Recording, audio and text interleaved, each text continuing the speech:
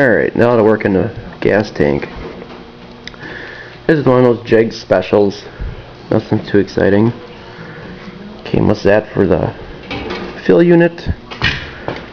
Didn't have a sending unit hole in it, which I wasn't too worried about. But I found with these homemade, you know, well, not homemade, but I mean, these not very quality, I will say. Yeah, it's not even straight. The darn thing's warped like crazy. But when they put the pickup tube in and they bend it so it just touches the bottom, they bend it sometimes too much and it'll actually start rubbing on the bottom. And this one was doing that because actually when I took the screws out, it was, you know, trying to push itself off. Years ago, I had a friend of mine bought one of these. We put in it was a 67 Impala, and he got about 2 years out of it, and all of a sudden one day he walked in his garage and there's gas everywhere. Well, here's the pickup tube from rubbing in the bottom of the tank from vibration rubbed a hole. I mean, I've never heard of anybody else having that problem, so I always pull these out, check them over. This one was pushing pretty hard. I'm not going to use this setup anyways. I'm going to make this all different, so not too worried about it. But that's what I've encountered with these this style of tank. Usually I put the bottom sumps in and you just draw off the bottom when you get that drop off on the bottom. And that works a lot better, but they don't make, at least I didn't find one that was big enough for what Jamie wanted.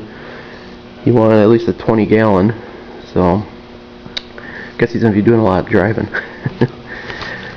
So now it's to modify the tank time, and once I get the tank modified, we'll move on to the next step.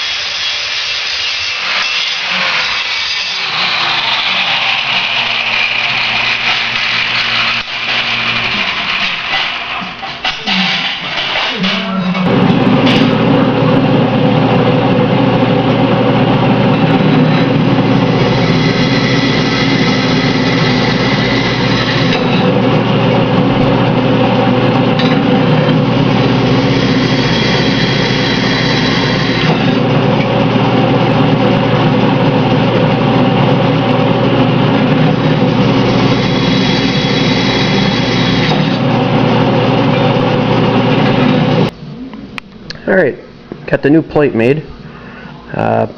Like I said, the old one just wasn't going to work for what I wanted. I drilled and tapped so the sending unit will fit in there. Just like that. So that worked out good. Still got to figure out my float height and all that and cut that. Get my vent, get my pickup tubes welded on the bottom. So that takes care of that problem. Now I gotta make the fill. I'm thinking I'm gonna cut a hole right here and make my fill piece. I might hold off on that for right now. I think the next thing I'm gonna do is maybe take a look at those shock mounts and get that fabbed up.